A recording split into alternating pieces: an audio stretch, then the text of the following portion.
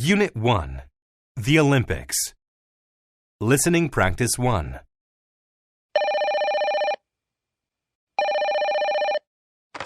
Hello. Hey, Sandy. It is James from class. Did you finish your report on the history of the Olympic Games? Yeah, I've just finished it. Why? Do you have a question, James? I do, actually.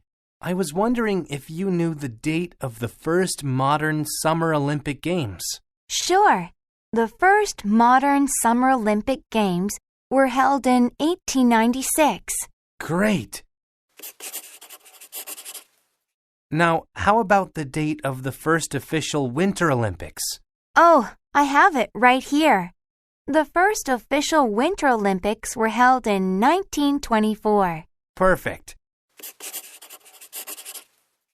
Now, can you tell me the full history of both the Winter Games and the Summer Games? James, I am not going to write the paper for you. Goodbye. Listening Practice 2. 1. The first Summer Olympics were held in Athens, Greece in 1896. Amongst 14 participating nations, the United States won the most medals. They took home 11 gold medals. 2. The first Winter Olympics were held in Chamonix, France in 1924. Amongst 16 participating nations, Norway won the most medals. They took home 4 gold medals, 7 silver medals, and 6 bronze medals. 3. The 24th Summer Olympics were held in Seoul, Korea in 1988. Amongst 159 participating nations, the Soviet Union won the most medals. They took home 55 gold medals, 31 silver medals, and 46 bronze medals. 4. The 29th Summer Olympics were held in Beijing, China in 2008. Amongst 204 participating nations, China won the most medals. They took home 51 gold medals, 21 silver medals, and 28 bronze medals. Listening Practice 3. Hello, everyone. Good afternoon. My name is James Richardson, and I am from the Olympics Committee. The topic of my speech today is the differences between the Summer and Winter Olympics. I want to start by saying there are 2 kinds of Olympic Games: Summer Olympic Games and Winter Olympic Games. First, I will talk about the Summer Olympic Games. The Summer Games are bigger than the Winter Games. In the Summer Games, over 200 countries compete. Also, there are more than 40 different kinds of sporting events. But the Winter Olympic Games are much smaller than the Summer Games. In the Winter Games, just around 80 countries compete, and there are only 15 sports. While they are different, both the Summer and Winter Games are very popular worldwide. Listening Practice 4. Hey, Greg, did you hear that Toronto was selected to be the host city for the upcoming Winter Olympic Games next year? Hey, Kathy. Yeah, I did hear that. I can't believe the Olympic Games are going to be held just an hour away. Are you going to buy tickets to see any of the events? Probably not. I think the tickets are going to be pretty expensive. Yeah, but we could get jobs working at that new clothing store this summer. We could save up our money and buy tickets. It would be totally worth it. The Olympics are always held abroad, but now they are in our home country of Canada. We have to go. That sounds like a great idea. I would love to watch some of the snowboarding events. Me too.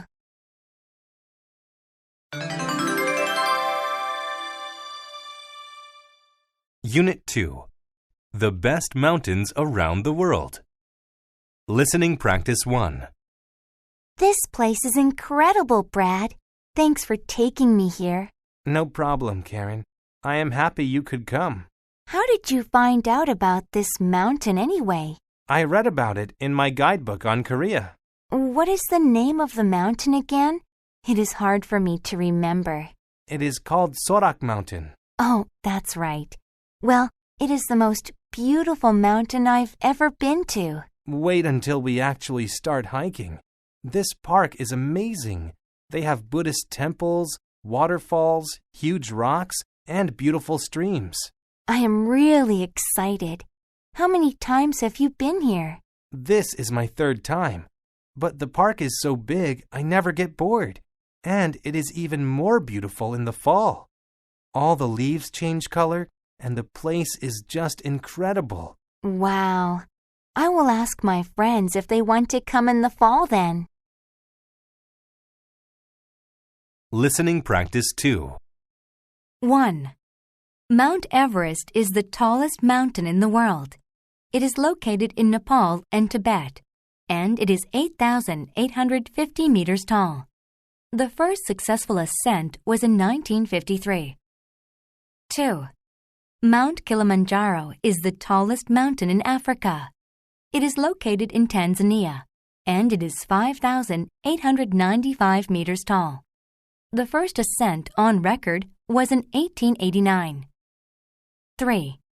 Annapurna is the most dangerous mountain in the world. It is located in Nepal, and it is 8,091 meters tall. The first year climbers made it to the top was in 1950. 4. Mont Blanc is the tallest mountain in Western Europe. It is located on the border of France and Italy, and it is 4,807 meters tall. The first ascent on record was in 1786. Listening practice 3.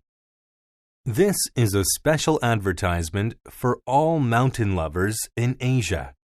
Are you looking for a new and challenging climb?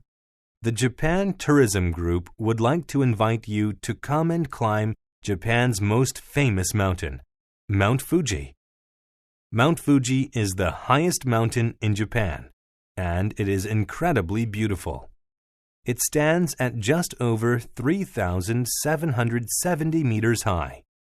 Most climbers do not actually climb the whole thing, though. They start at the 5th station, which makes the climb only around 1,500 meters. To reach the summit from the 5th station normally takes around 5 to 7 hours, and if you want, you can stay overnight on top of the mountain in a hut. The official climbing season is from July 1st to August 27th, and the mountain is easy to reach by public transportation. It is located 62 kilometers southeast of Tokyo, and it takes about 2 to 2.5 hours to reach by bus or train. We hope to see you all there this summer. Listening practice 4. Welcome to the Banff Visitor Center. Is this your first time here at Banff National Park? Yes.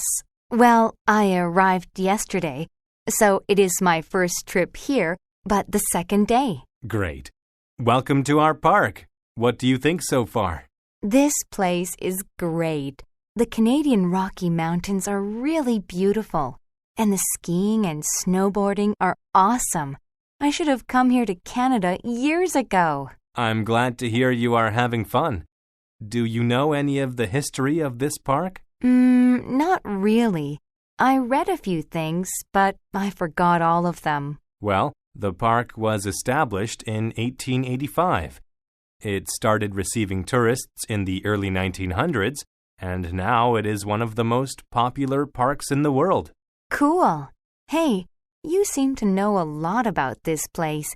Which mountain is the tallest mountain in the Canadian Rockies? That would be Mount Robson. It is 3,940 meters tall. Wow.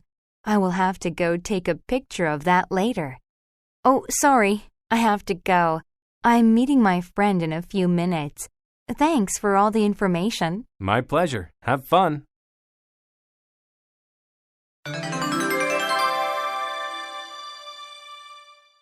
Unit 3. Admirable Athletes. Listening Practice 1. Mom, what are you watching? Hey, Danny. It is a program on admirable athletes. What is an admirable athlete? An admirable athlete is an athlete who does positive things for the community. Oh, like a sports player who donates a lot of money to help sick children? Exactly. Look, the commercial is over. Let's watch. Now they're talking about Cal Ripken Jr. Isn't he the famous baseball player in the U.S.? Yep. What did he do that was admirable? He does a lot of charity work. For example, he started a foundation that gives underprivileged children a chance to go to baseball summer camp. That was nice of him. Yeah, it was. Now, go back upstairs and finish your homework, Danny. After you finish it, you can come back and watch TV again. Okay, Mom. Listening Practice 2. 1. Magnus Scheving is a famous gymnast from Iceland. He started a TV show that teaches children about fitness and living healthy. 2. Richard Hadlee is a famous cricketer from New Zealand. He started a foundation that helps young athletes with difficulties succeed. 3. Andre Agassi is a famous tennis player from the U.S. He donated over $20 million to charitable organizations. 4. Tiger Woods is a famous golf player from the U.S. He started a foundation that gives scholarships to kids who cannot afford to go to university. Listening Practice 3. Hello, everyone. My name is Mario Lemieux, and I am a retired professional hockey player. A lot of people have helped me throughout my life, and now I want to give back to other people. Today, I would like to talk to you about my foundation, the Mario Lemieux Foundation. I started it over 15 years ago. The purpose of my foundation is to donate money for medical research. When I was younger, I almost died of a serious disease. Smart doctors saved my life. That is why I support medical research. Today, my foundation supports organizations such as the University of Pittsburgh Cancer Institute, the Lupus Foundation, and the Children's Home of Pittsburgh. In addition, we also give grants to scientists. Any scientists applying for grants should go on our website. All instructions for applying for one of our grants are explained in detail there. Listening Practice 4. Hey, Jenny. What are you wearing on your wrist? Hey, Frank. You mean this? It is a Livestrong bracelet. What is that? Have you ever heard of Lance Armstrong? He is an American cyclist. Yeah, he won the Tour de France a bunch of times, right? Right. Well, he has a foundation that gives money to cancer research. For every $1 you donate, you get a bracelet. Oh, cool. My grandmother had cancer a few years ago. Luckily, the doctors cured it. I am always happy to hear that people are supporting cancer research. How much did you donate? I donated $10, so I got 10 wristbands. Actually, I have an extra one right here if you want it. Aw, thanks. It looks really cool. I am going to donate some money too. How do you do it? Just go on the Livestrong website. It is really easy. Okay, I will. Thanks.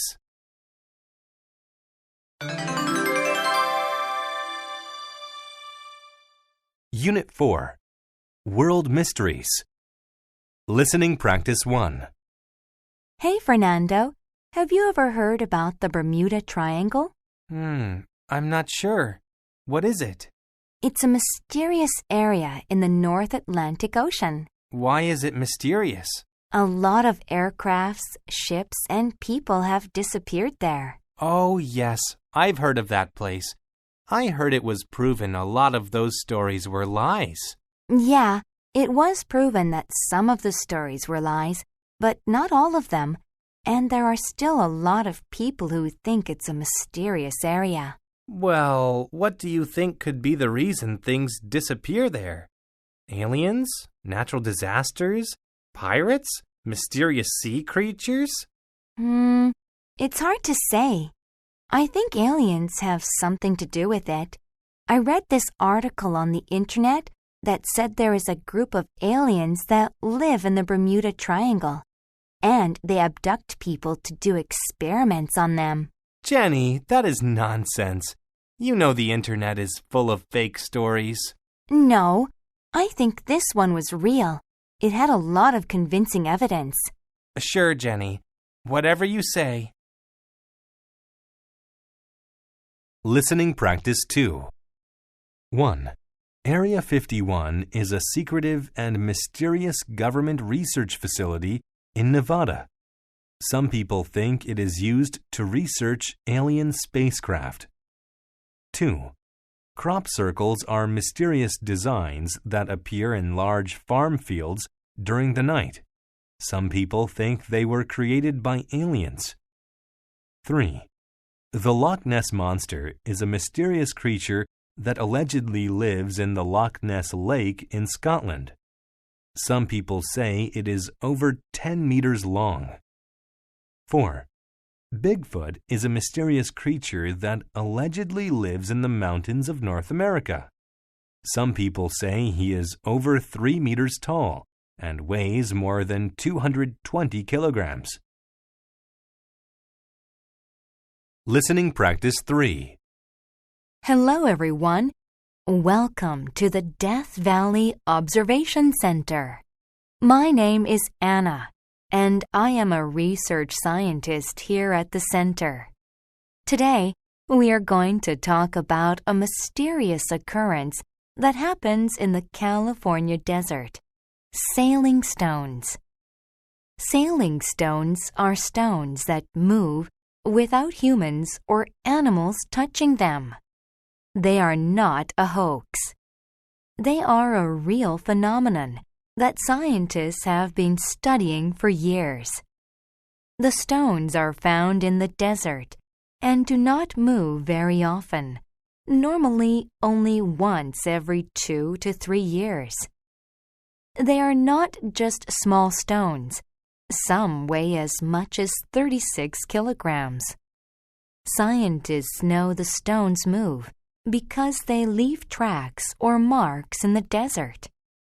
Also, scientists have studied specific stones and recorded their movement over time. Scientists are still trying to figure out how it happens.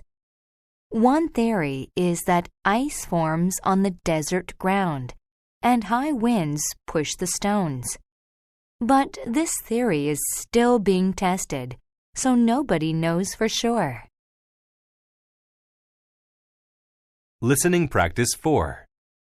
Hey, Sarah, did you see that documentary on TV last night? Hey, Devin. No, what documentary? It was about the Amityville House. Have you ever heard of it? Nope. What is the Amityville House? Well, it's a house on Long Island, New York, that is said to be haunted by ghosts. Oh, what's the story? Well, in 1974, a man named Robert DeFeo shot and killed 6 members of his family in a house. A year later, a new family, the Lutzes, moved in. Uh-huh.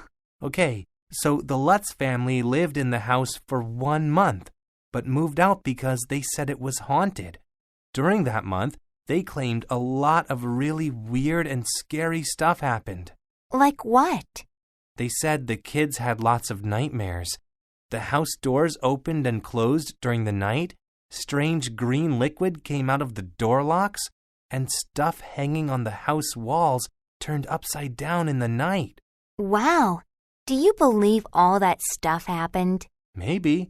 The family took a lie detector test about the stories and passed. That is scary.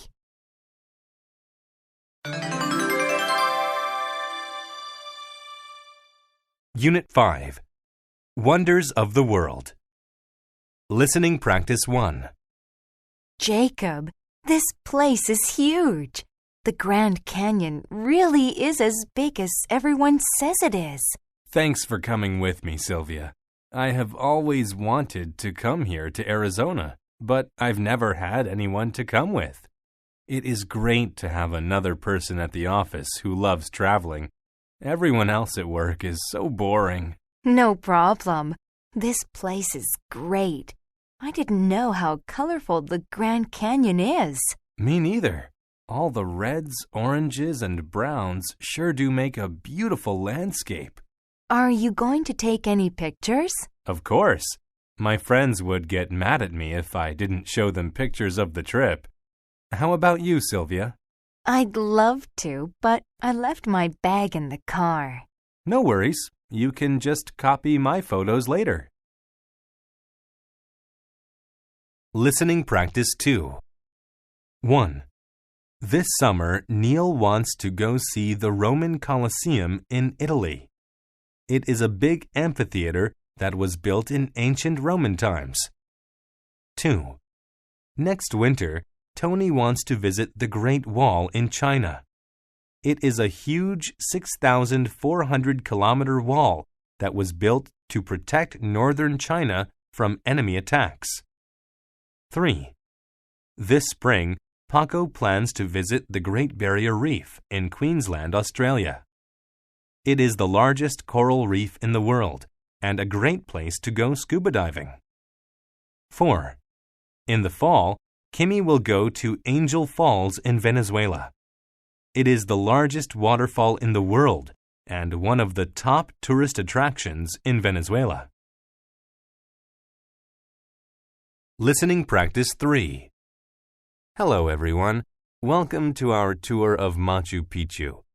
Machu Picchu is an ancient city here in Peru, and the name Machu Picchu actually means Old Peak in Quechua, one of the languages spoken in Peru.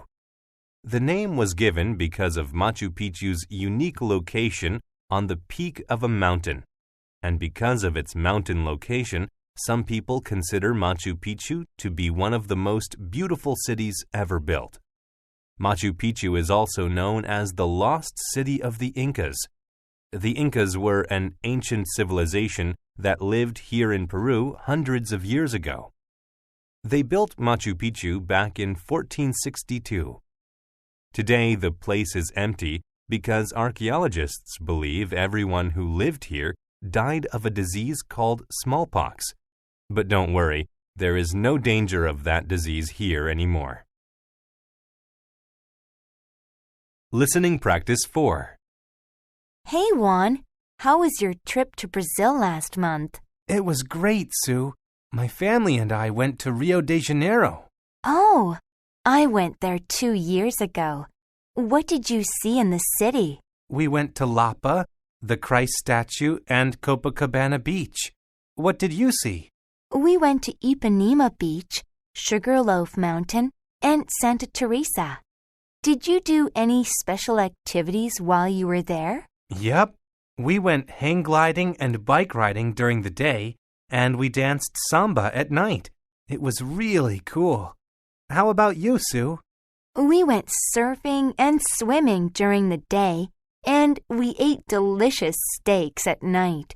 The meat there is incredible. Will you visit again someday? I sure hope so. Brazil is probably my favorite country in the world. How about you? I had a lot of fun, but I probably won't go back. Next year, my family and I are going to Australia instead.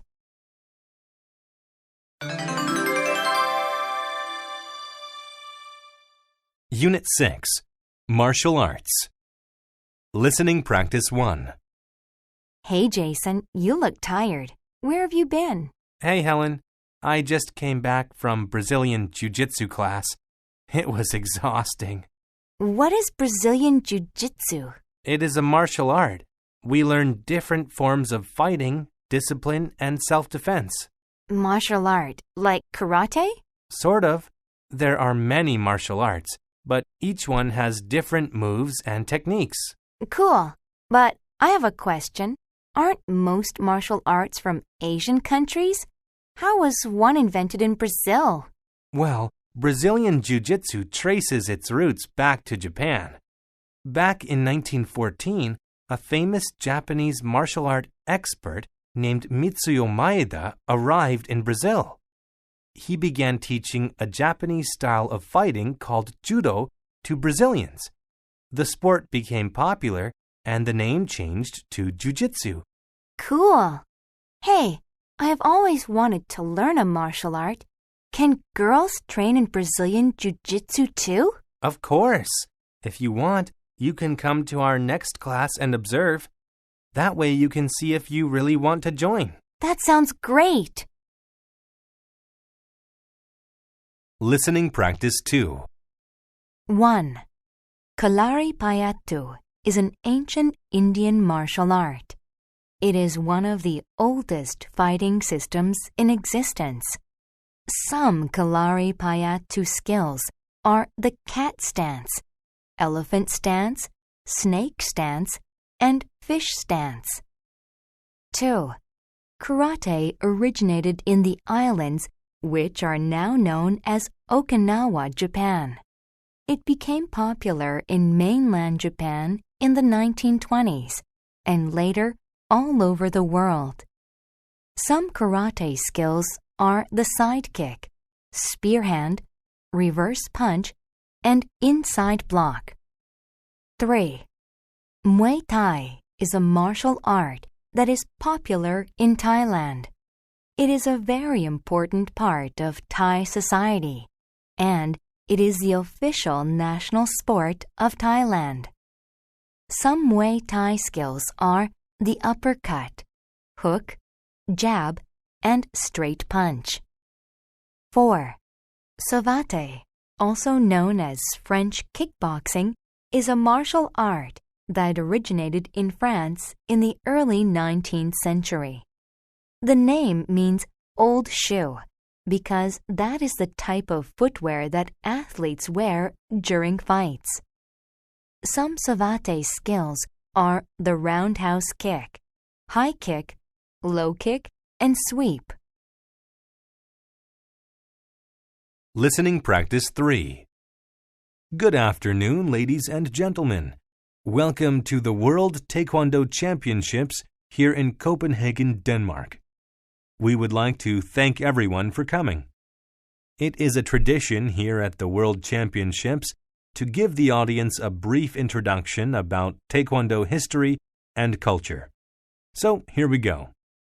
Taekwondo is a martial art that started in Korea. It dates its roots all the way back to the Goguryeo, Shilla, and Baekje dynasties of ancient Korea, starting around the 1st century.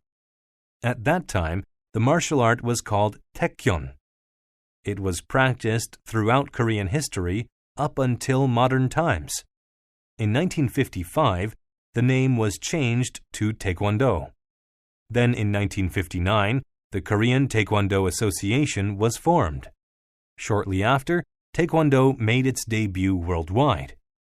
Today, Taekwondo is the most popular martial art worldwide. It is practiced in over 123 countries and has over 30 million practitioners. It is also an official Olympic event. Thank you for listening, and I hope you enjoy today's championships. Listening Practice 4. Whoa, Tim, what is that thing? Hey, Sally, you mean this?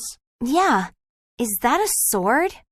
Nope, this is called a foil. I know it looks like a sword, but it's not sharp or dangerous. I use it for my fencing class. What is fencing? It is the sport of armed combat. We practice fighting each other using foils. It is really a lot of fun. Oh, wait. I know what fencing is. I have seen it on the Olympics. It looks like two people sword fighting, right? Exactly. The sport is actually one of the oldest in history. There is evidence that people practiced fencing back in Egyptian and Greek times. Wow. How long have you been fencing for? This is my second year. I really like it though. I want to be a professional fencer one day and compete in the Olympics. Well, practice hard and good luck.